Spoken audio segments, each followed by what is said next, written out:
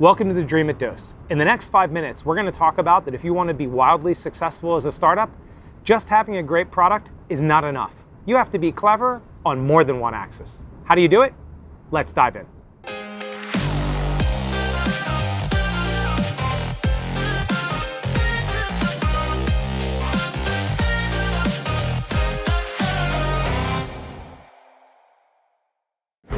So Dreamit all the time. We see startups that come in and they say, I've got a great product. And we say, really? What else? And they're like, what do you mean, what else? We've got a great product. And we say, you know what?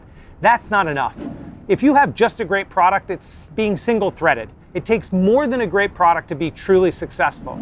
As a matter of fact, in the different verticals where we operate at Dreamit, like secure tech, urban tech, and health tech, we'll see 3, 4, sometimes 5 companies a year that have nearly the same identical product. So we always think to ourselves, are they clever on more than one axis? What do I mean by that?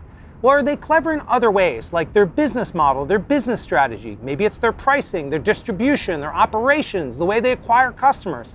If they can be clever on more than one axis, it gives them more chances of differentiating and winning. Otherwise, if you're just single-threaded, you're only clever on one axis, it's like a bar stool that only has one leg. You really don't have much of a chance to win, and you're probably going to fall over.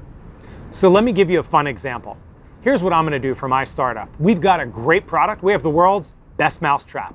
And you're thinking to yourself, the best mousetrap, what are you kidding? I mean, that's the classic joke. It's a great mousetrap. But wait, there's more. See, I have a business model advantage and a pricing advantage. My mousetrap, let me tell you what the price is. It's free.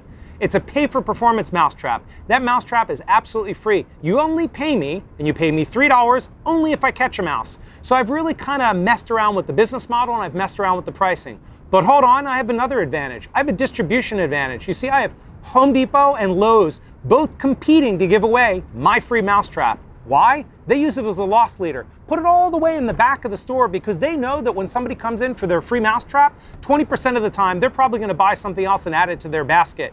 And I actually have them competing regionally for exclusive distribution partnership. And we're also talking about it for the online store that you get a free mousetrap when you buy a certain volume. So I'm clever in 4 different ways. Not only do I have the world's best mousetrap, but I also have a business model advantage, a pricing advantage, and a distribution advantage. Do I have your attention now? Let's talk about how to do it for your startup. I know I'm going quickly. Please leave your questions in the comments section and make sure to subscribe. We have a lot more coming. So how do you do this? Remember, the first step is to realize that if you feel you're just clever in your product, you've got to push yourself. You and your team have to think hard. How can you be clever on more than one axis? What are some examples of that? For instance, maybe it's your pricing strategy. If you're a B2C company, everybody else sells one way, but you sell in a razors and blades model. Or you're a B2B company where everybody just sells a normal SaaS pricing, but you use a different pricing model. For instance, you say, we'll be pay for performance. If you don't succeed, you don't pay us. So you differentiate on pricing. Maybe it's in the distribution strategy. Maybe it's in the online marketing strategy, where if you're trying to acquire customers just from a marketing point of view, it's not just that you're doing a Google AdWords campaign or a Facebook campaign or something straightforward on LinkedIn, but there's some unique, clever aspect in the way that you're acquiring customers and marketing to customers that's really unique to what you do. So let me give you one more example that you all know, Airbnb. Are they clever in just one way? Absolutely not. From the beginning, they were clever on more than one axis. They came up with great ideas around how to do photography around inventory and make that kind of scalable. But probably the most interesting way they were clever on more than one axis is they came up with a hack for demand.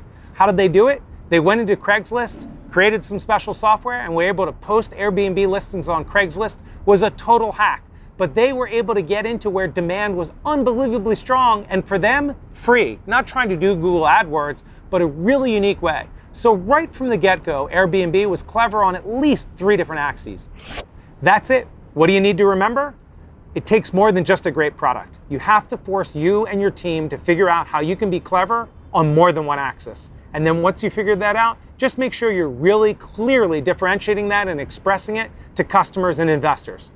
That's what you need to do. And oh, by the way, if you need a great mousetrap, DM me. That's your Dreamit Dose in 5 minutes. I look forward to answering your questions in the comments section. We'll see you next time.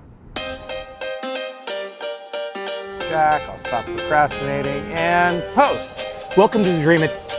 A distribution advantage and some other advantage that I can't really remember right now. A distribution advantage. What was that? How should I say it? No, I can't because you got a camera.